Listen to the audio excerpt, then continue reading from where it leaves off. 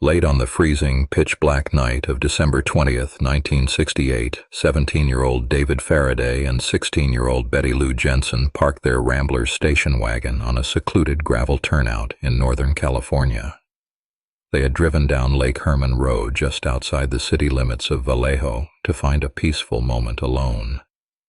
The winter air was completely still, with only the sound of the bitter wind blowing through the dry, frosted grass of the surrounding hills. Suddenly, a second vehicle pulled into the desolate turnout, and a bright, blinding light cut through the blackness, shining straight into the teenager's eyes.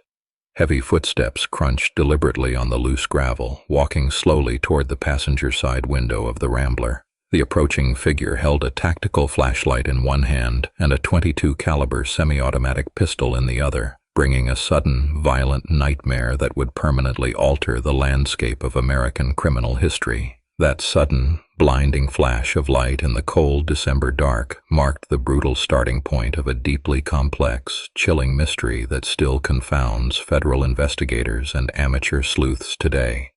The execution of two innocent high school students on a lonely stretch of asphalt launched an unprecedented reign of terror across the San Francisco Bay Area, birthing an unsolved criminal puzzle that has stubbornly defied every modern forensic advancement.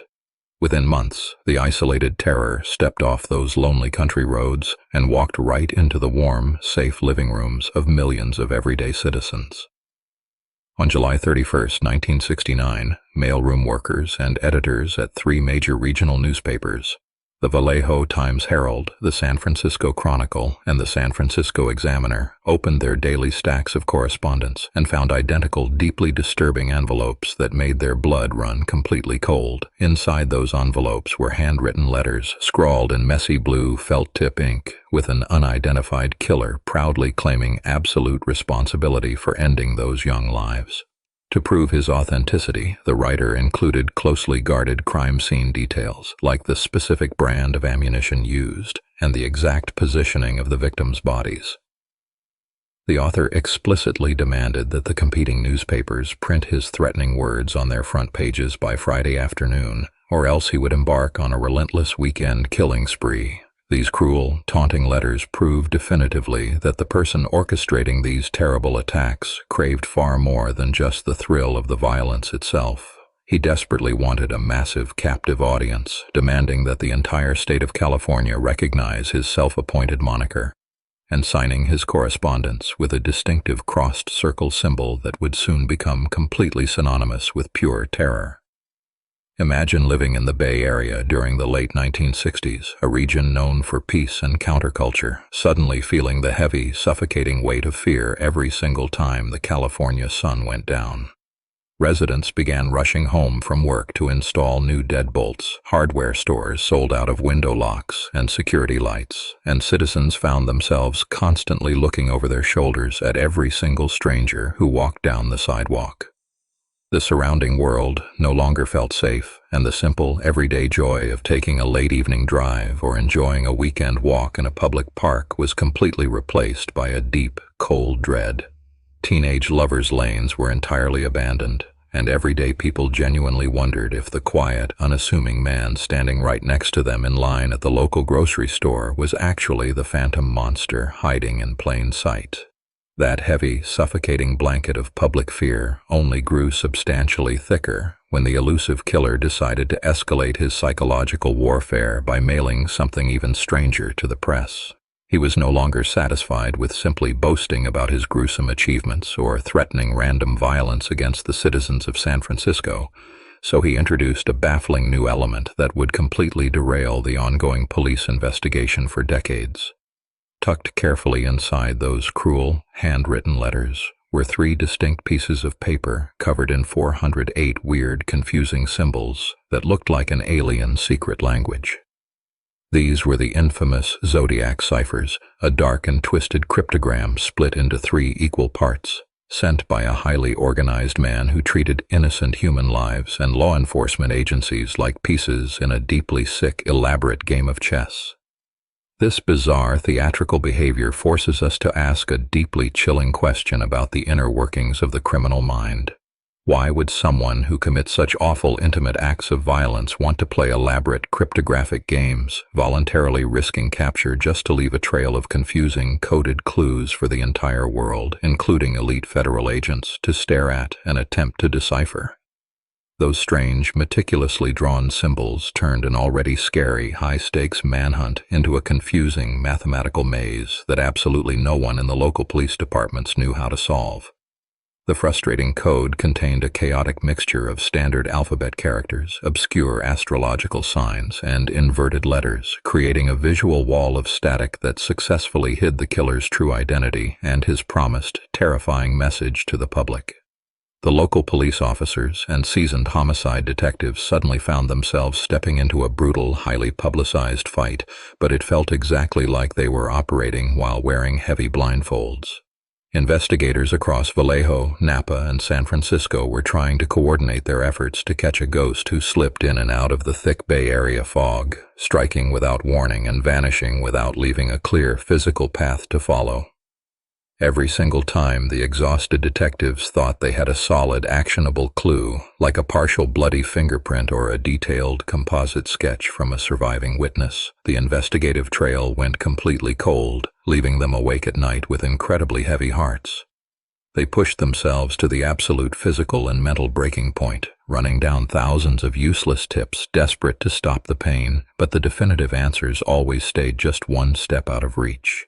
The harder the combined police forces fought to catch him, setting up roadblocks and increasing nightly patrols, the more this arrogant killer seemed to easily slip right through their desperate fingers. He even began mocking their failed efforts in his subsequent letters, casually bragging that he wore clever disguises during his attacks and proudly stating that the police would never catch him because he was vastly smarter than they were.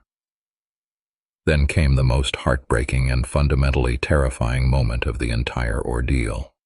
When the killer mailed a chilling letter directly threatening to attack a morning school bus full of innocent kids, he explicitly wrote out his gruesome, calculated plan, stating he would shoot out the front tires of a bus and then violently pick off the little ones as they came bouncing out onto the street. Pure, unadulterated panic immediately gripped the hearts of mothers and fathers everywhere across the state of California. Every single morning, as anxious parents kissed their kids goodbye and put them on that big yellow bus, they had to fight back terrified tears, knowing that armed police officers were now riding shotgun on those very routes, and wondering in secret if it would be the very last time they ever saw their children's faces. That specific, horrific threat against innocent school children meant the federal and local police had absolutely no choice but to figure out his twisted secret codes before it was entirely too late. The race to crack the killer's complex ciphers was no longer just about solving past murders. It became an urgent, desperate matter of life and death, driving cryptographers to work around the clock to stop a monster from striking again. On August 1st, 1969, the killer decided to play a cruel game with the police and the public. He created a giant secret code known as the 408 cipher and cut it into 3 nearly equal pieces. He mailed one piece to the Vallejo Times-Herald, one to the San Francisco Chronicle, and the final piece to the San Francisco Examiner, demanding they print his complex puzzle on their front pages or face a weekend killing spree. This terrifying ultimatum sparked a huge wave of fear across the country. Everyone from smart police officers and naval intelligence experts to regular people reading the morning paper tried to solve the puzzle. It was a fast, desperate race against the clock to find out what the monster was trying to say before he could make good on his deadly threat to slaughter more innocent citizens. The whole country held its breath, waiting for a genius cryptographer or a massive government supercomputer to break the code, but the answer came from a very unexpected place. While the Federal Bureau of Investigation and the National Security Agency struggled with the complex cipher, the critical breakthrough happened just a week later, far away from any high-tech government laboratory. Donald and Betty Hardin were not famous detectives or trained federal agents. They were just a simple high school history and economics teacher and his determined wife. They sat down together at the kitchen table in their quiet home in Salinas, California, looking at the strange shapes, Greek letters, and weather symbols printed in the daily paper. They did not have special training or big, fast computers to help them. They just used pencils, a lot of grid paper, and deep focus to fight back against the darkness. Betty correctly guessed that a killer with such a massive ego would start his message with the letter I, and they spent hours testing different letters, trying to make sense of the homophonic substitution cipher. By working together late into the night over a single weekend, this everyday husband and wife did what the police and federal agencies could not do. They spent more than 20 grueling hours matching the bizarre characters to the English alphabet, slowly unraveling the complex web of symbols to expose the twisted mind of the phantom terrorizing the Bay Area. The strange symbols slowly turned into real letters, and those letters formed dark, ugly words. The Hardens felt a cold chill as they read what the killer had written, noting his bizarre spelling mistakes like writing paradise with a C and forest with a double R. The translation emerging from the 408 characters revealed a mind completely detached from human empathy. The secret message was a terrible shock to read. The killer wrote that he liked hurting people because it was much more fun than hunting wild animals in the woods, claiming that man is the most dangerous animal of all. He delusionally believed his victims would be collected and forced to become his personal slaves in the next life. That cruel message proved the killer was deeply evil, and his hunger to cause pain was only growing stronger. It provided investigators with a chilling psychological profile of a murderer driven not just by random violence, but by a complex, twisted theology and a massive ego that demanded constant public attention and fear.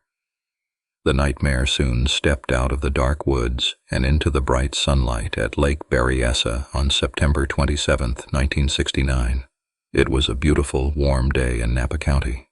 College students, Brian Hartnell and Cecilia Shepard, were just resting on a blanket near the quiet water on a remote peninsula, enjoying the peace of a perfect afternoon. Suddenly, a man walked up to them wearing a strange, scary black executioner hood. The hood featured clip-on sunglasses over the eye holes and a massive white circle and cross drawn on the chest. In the middle of a perfect afternoon, he pulled out a semi-automatic pistol, and pure terror took over the sunny lake. The quiet lake turned into a scene of deep horror, changing the rules of the killer's deadly game forever.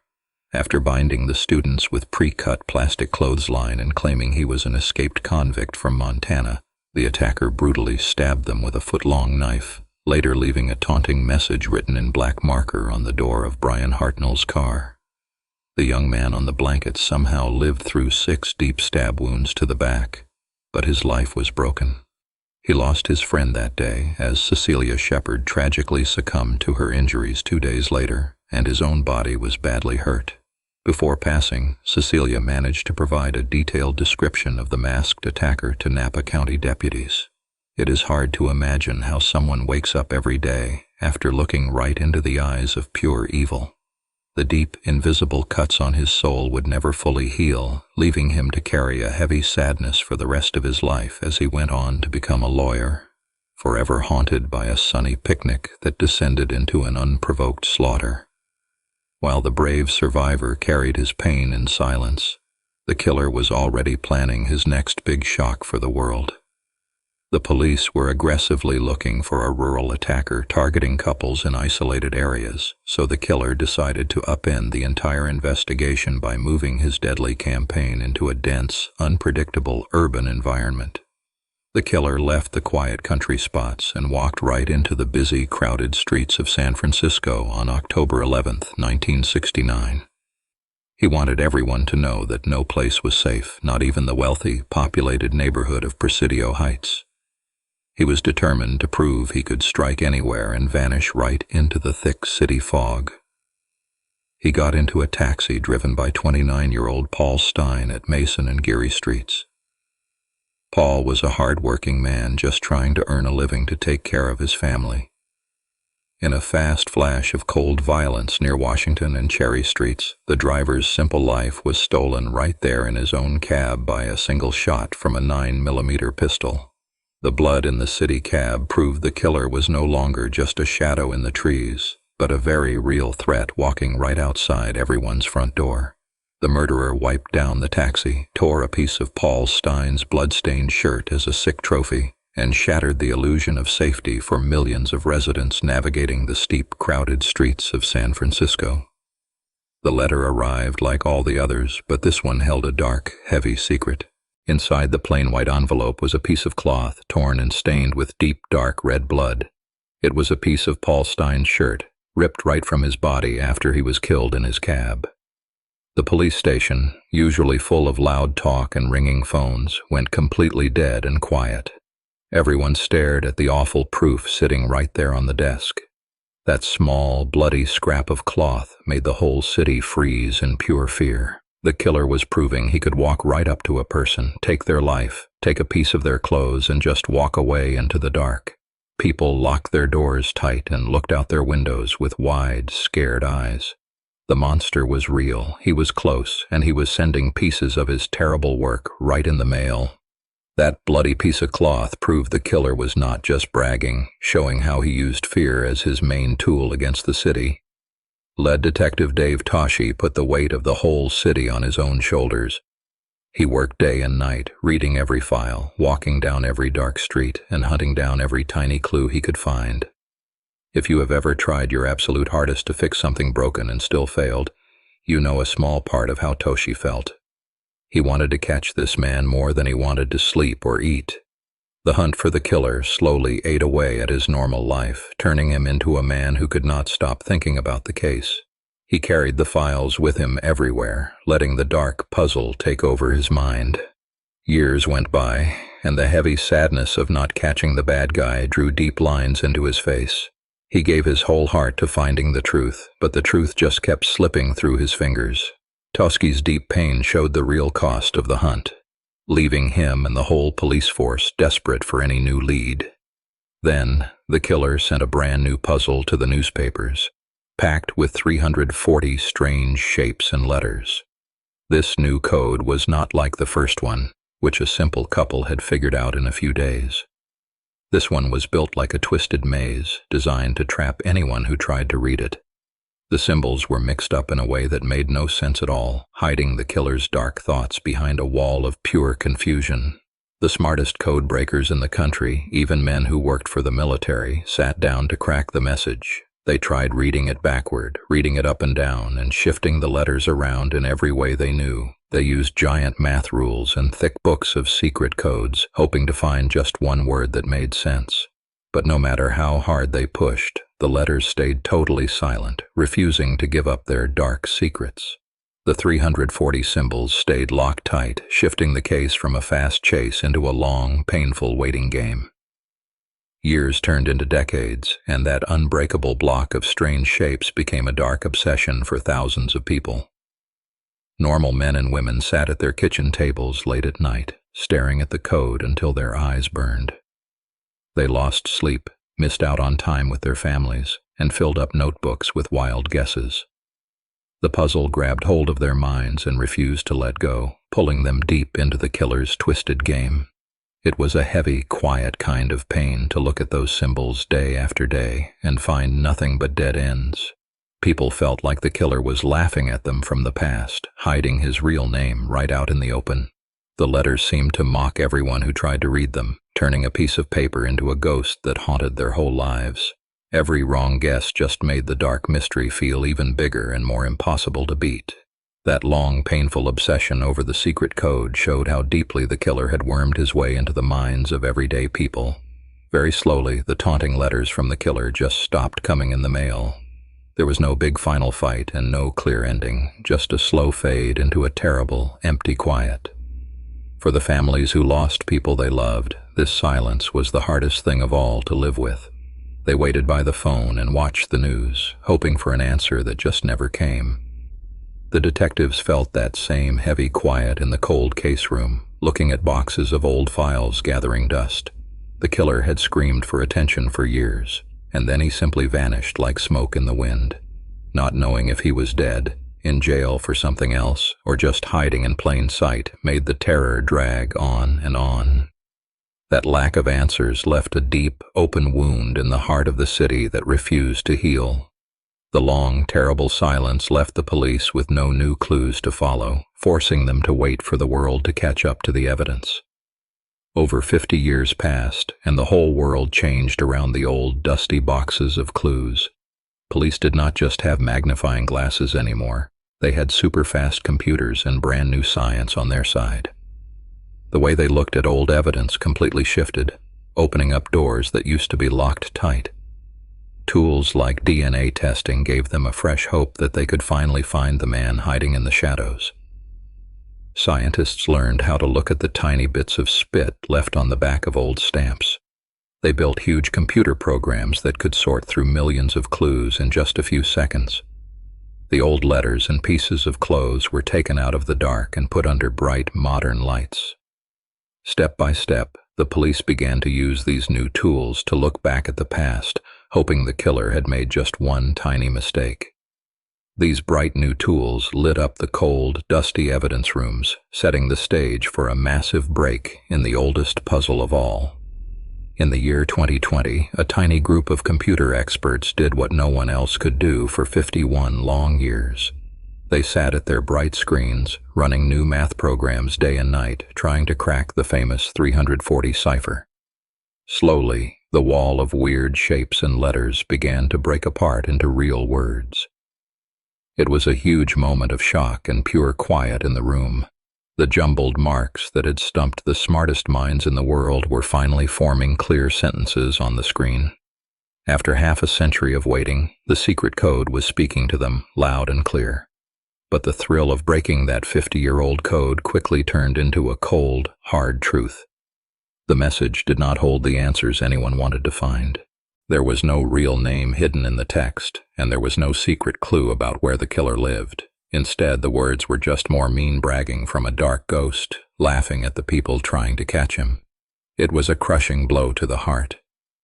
Imagine finally opening a locked box after 50 years, hoping to find the truth, only to find nothing but cruel jokes inside. The deep pain of that empty win left everyone feeling more tired and lost than before.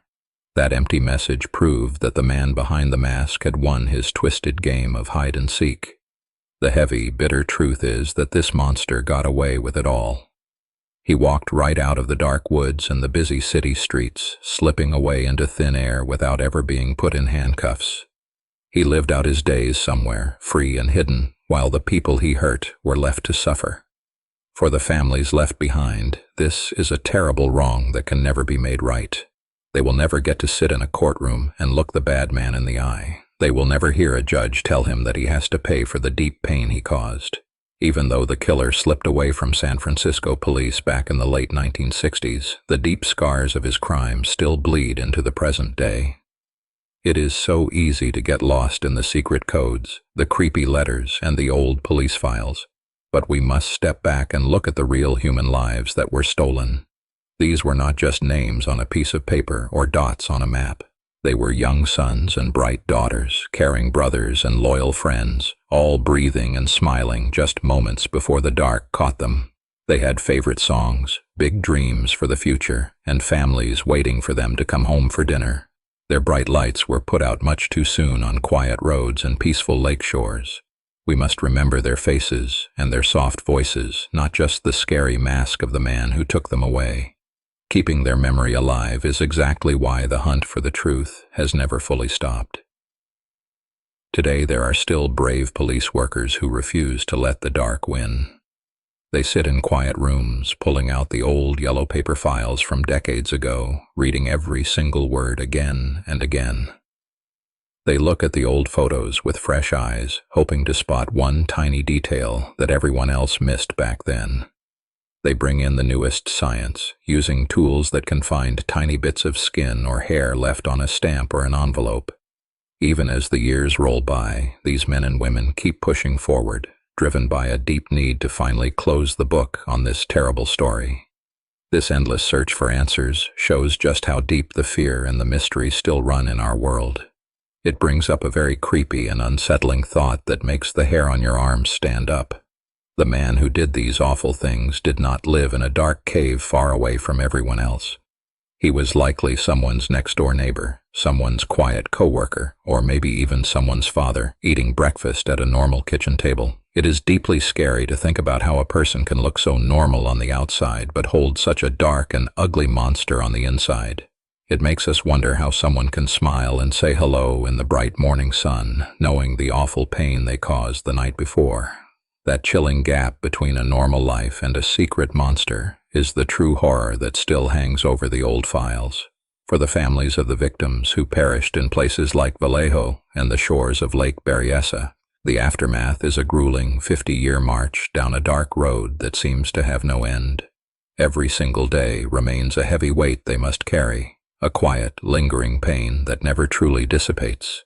They wait in quiet living rooms, staring at faded photographs from 1968 and 1969, feeling the raw, exhausting drain of hoping for a definitive phone call from a cold case detective that never comes. It is a tired, deep sadness built on decades of waiting for a concrete truth that stays just out of reach. Because of the dark shadow cast by this elusive predator, American police work changed forever. Detectives operating in the late 1960s learned a harsh lesson about jurisdiction, realizing they could no longer keep their clues isolated from each other in different towns. When the killer crossed county lines from Vallejo to Napa and finally into the heart of San Francisco, the total lack of communication between these local departments allowed him to slip through the cracks. Today, specialized federal databases link local police stations and sheriff departments all across the country. If a strange, taunting letter arrives at a newspaper office in one city or a specific ballistic signature is recovered from a crime scene, officers in another state can see that data right away. This modern digital infrastructure ensures that a serial killer can never again hide so easily in the blind spots and communication gaps between rural town lines and major city limits. But out in the quiet, suburban neighborhoods of Northern California, a strange and permanent fear stayed behind long after the final confirmed attack. Across the sprawling San Francisco Bay Area, residents locked their doors a little tighter, installed new deadbolts, and fundamentally altered their evening routines. The bright, trusting days of the post-war boom felt gone for good, replaced by a lingering paranoia that any isolated lover's lane or dimly lit street corner could hide a phantom. Even now, older residents who lived through the terrifying autumn of 1969 still instinctively look over their shoulders when walking near a dark municipal park or parking their cars in the fog of Presidio Heights. The masked monster who wrote those taunting letters and threatened school buses took away the simple, unspoken feeling of being safe in their own backyards. That generational trauma remains woven into the local history, a permanent scar on the cultural memory of the California coast. The way the entire world looks at secret codes and amateur cryptography shifted deeply after the terror of 1969. Before the killer mailed his infamous cryptograms to the San Francisco Chronicle, cracking these complex substitution puzzles was mostly a highly classified job for government spies, military intelligence officers, or soldiers fighting in big wars overseas. The idea that a domestic murderer would use advanced mathematics to mock law enforcement was entirely unprecedented in American criminal history. Now, software engineers, computer experts, and regular citizens know that a deadly puzzle could easily show up in the morning paper. The hunt to break the final hardest codes turned into a massive global mission, culminating in a 2020 breakthrough when an international team of civilian programmers finally cracked the 340-character cipher. That monumental achievement changed how everyday people use supercomputers, algorithmic software, and applied math to fight crime and assist overwhelmed police departments. Yet, despite all the technological advancements and crowdsourced computing power, the most haunting puzzle in this entire case is no longer made of scrambled letters, crosshairs, or astrological symbols. It is the simple, chilling mystery of a real human name. While the cryptographic barriers have slowly fallen over the last 50 years, the actual identity of the man who orchestrated this reign of terror remains completely hidden behind a wall of silence. Who was the heavyset man with the crew cut who walked away into the San Francisco fog on that October night in 1969, leaving behind so much pain and so many broken lives? Despite a partial bloody fingerprint recovered from a taxicab, decades of suspect interviews, and modern attempts to extract a full DNA profile from the backs of postage stamps, no lab test has ever been able to answer that one dark question. This massive empty space left behind by official investigations gave birth to a whole new kind of relentless civilian search. Thousands of regular people turned their own homes into tiny police stations, filing Freedom of Information Act requests and digging through digitized police reports late into the night. These dedicated researchers built sprawling online databases, comparing handwriting samples and cross-referencing obscure military records in hopes of finding the one clue the FBI missed. This huge, decentralized group of home detectives fundamentally changed how historical cold cases are treated by law enforcement today. Through investigative podcasts, self-published books, and relentless media inquiries, they keep the pressure on active detectives, proving that the public will never let a forgotten file gather dust on an evidence room shelf. Their constant scrutiny forces departments to periodically retest old evidence with the newest available forensic technology. For the surviving families of those lost to the Zodiac, this never-ending public hunt brings both a strange comfort and a quiet, agonizing ache. Every time a new suspect theory flashes across the evening news or goes viral on the internet, it forces these relatives to live through the absolute worst day of their lives all over again. They are forever caught in a brutal, exhausting loop of fresh investigative hope, followed by sudden, familiar heartbreak when the lead inevitably fizzles out. Deep inside a climate-controlled San Francisco police vault, a piece of yellowed paper rests in the dark, marked with 18 strange symbols from the infamous Z13 cipher that still refuse to speak. This final, unbroken cryptogram sits in perfect silence alongside preserved physical evidence, keeping the ultimate secrets of a phantom. It is the last remnant of a ghost who wrote his madness in blue felt-tip ink, terrorized an entire state, and then simply vanished into the wind.